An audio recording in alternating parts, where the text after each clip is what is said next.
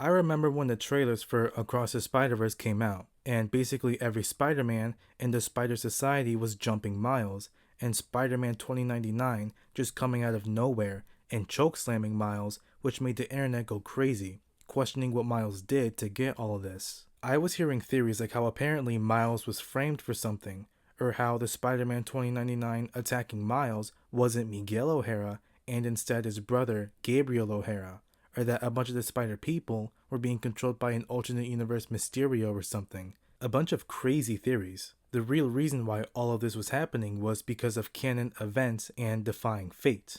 It was actually very clever.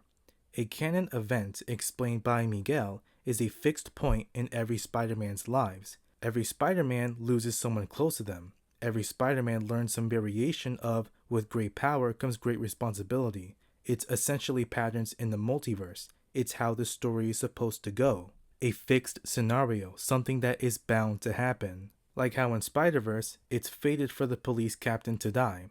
Gwen Stacy's dad, Captain Stacy in Peter's universe, Inspector Singh, and even Miles' dad Jefferson, who's about to become a police captain. Miles saved Inspector Singh when he was fated to die at that moment. He stopped a canon event, leaving Pavitra's universe damaged on a small possibility of being fixed.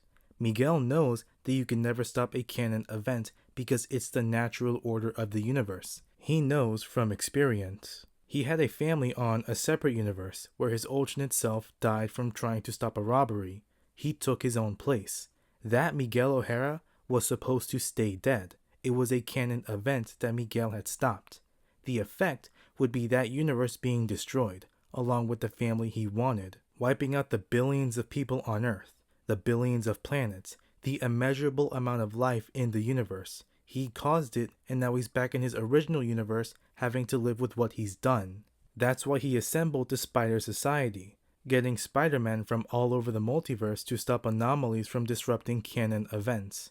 Anomalies being characters that are not in their original universe, like the Renaissance-era Vulture in Spider-Gwen's universe. So Miles now knows the damage that an anomaly can cause, and the damage that stopping a canon event can cause. The police captain dying is a canon event that can't be stopped.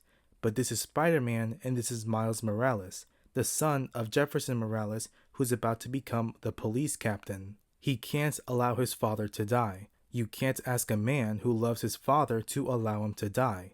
There is of course the argument that saving one life can put countless others at risk, like the morality questions asking who would you rather let die, A, a group of innocent people, or B, a separate group of innocent people. For Spider-Man, he would choose C, all of the above. There is a difference however. When Captain Stacy died in Peter B. Parker's universe, he didn't have a choice. The only reason why a superhero didn't save someone is because they couldn't. That's actually a main part about the Spider-Man title, is that sometimes you can't save everyone. It's not their choice. But with Miles, he knows his dad is about to die and he can do something about it. Which is why all the Spider people were attacking Miles. They were trying to stop Miles from potentially destroying his own universe or even the multiverse. I've seen many people defend Miguel saying that he did nothing wrong. I've seen people say that Miles did nothing wrong, that Miguel is trying to stop a kid from preventing his father from dying, while also seeing people say that Miles is about to destroy the multiverse. But this video will be about why I believe that both Miguel O'Hara and Miles Morales did nothing wrong. Spider-Man always tries to find a way to save everyone. Even if a Spider-Man can't, they will always try. Spider-Man doesn't care if it's just one person while many other innocent lives are at risk. He will save the other innocent bystanders and that one person. That's what people tell him. It's just one person, but Spider-Man doesn't care. Spider-Man doesn't count innocent lives as casualties or collateral. Even if they can't save everyone, they will try. And if a Spider-Man doesn't get that, they don't know the first thing about being Spider-Man. Spider-Man can't just let someone die, especially their own family. There is of course the high possibility of a collapsed universe or even multiverse, but Spider-Man always finds a way, and I fully believe that something can happen to make sure everything goes well in Beyond the Spider-Verse. I hope. I can completely understand both sides of Miles and Miguel. Even if Miles didn't embody the fact that Spider-Man always saves everyone, he still isn't going to let his dad die, no matter what. And I can get behind Miguel's aggression when he's chasing him down. To him, he's basically seeing another version of him about to make the exact same mistake again.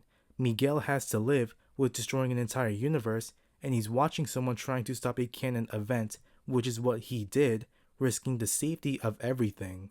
I believe that both Miles and Miguel are right in their own perspective, in their own morality. But I also believe that they are both right in a logistical sense. I believe that Miguel is right in stopping a disruption of a canon event. But I also believe Miles is right in stopping it because of one thing: Gwen Stacy's dad. Now, I'm not sure if Gwen Stacy's dad's death is a canon event. I believe it may be, since a police captain dying is a pattern across the multiverse, just like Uncle Ben is a pattern, and Miles already lost his Uncle Aaron, and so there's a good chance that her dad was supposed to die as well. But when Gwen is forced back into her universe, we have a shocking scene. When Gwen finally talks with her father, he reveals that he quit the police force. He's no longer a captain, thus meaning that a police captain does not die in her universe. So does that mean that a canon event can safely be stopped? Maybe. And if Captain Stacy's death was a canon event in her universe, but it was stopped because he quit being a police officer, then that means that Miles has a good chance at saving his dad, if that's the case. They both did nothing wrong because Miguel was not wrong at all in not wanting to risk destroying everything, and Miles was not wrong at all because if safely disrupting a canon event is possible, then he might be able to save his dad without risking anything. But let's say that there is no way around it, that his father has to die. I still don't believe Miles is wrong at all. I fully understand him. He had a hard time expressing his love for his dad in Into the Spider-Verse, and before he went to the other universes, he had an argument with his parents. So I imagine that not only does he want to save his father, he doesn't want his last time with his father being an argument that they had. They are both right in their own perspective, but I also believe that they are both right in the reality of the situation, and I hope they are in the next movie. I'm curious to see what they'll do in Beyond the Spider-Verse. I mean, every type of theory that people had for why the Spider Society was on Miles' ass was blown out the water with something else, so I'm really excited as to what they'll do. Also, Miguel isn't racist. I know that most of the time they're just memes that are pretty funny, but there is still that group of people who genuinely believed that all aggression towards Miles was because he's black, and those people have not seen the movie. One instance was when Miguel apparently responded to Miles in English first, which he didn't, and which is apparently a slight that Latin people love to do when they want to be racist. But that's not what Miguel did. Miguel is fluent in both English and Spanish, and he talks in both languages. He was yelling in English and saying no puede más in Spanish. Miles was speaking Spanish first, saying, ¿Qué tal, tío? Te traje una empanada. Miguel responds in Spanish saying, "Que maravilla." Miles was the first one to respond in English, not Miguel. I honestly believe that if Miles was still speaking Spanish, Miguel would have spoken as well. Thing is, Miles is one of those no sabo kids. I know because I'm also one of those no sabo kids. He's Puerto Rican just like me. He struggles with Spanish and talks like that in the movie just like me. His mom scolds him for not knowing Spanish enough just like mine. This whole slight thing is literally just making something up because Miguel didn't even do that. And there's also people saying that Miguel hated Miles because he's black. Did we watch the same movie? Did these people close their eyes when Spider-Punk came in?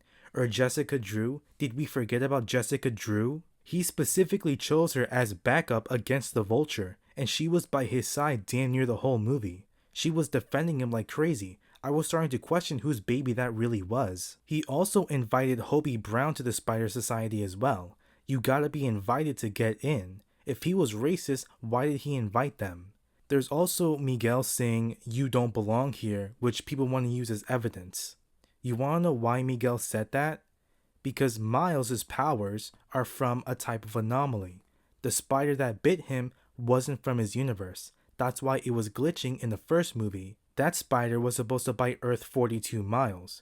I fully believe if Earth 42 Miles was bitten like he was supposed to be, Miguel would have also invited him to the Spider Society if he was aware of him. So this whole Miguel being racist thing, yeah, the jokes can be pretty funny, but it's just straight up not true. Anyway, I was thinking of doing another video, another art video of designing my own spider sona, since they were big about like 2 years ago, about a couple years after Into the Spider-Verse came out, and they got big again. So I was thinking maybe my next video might be about designing my own spider sona.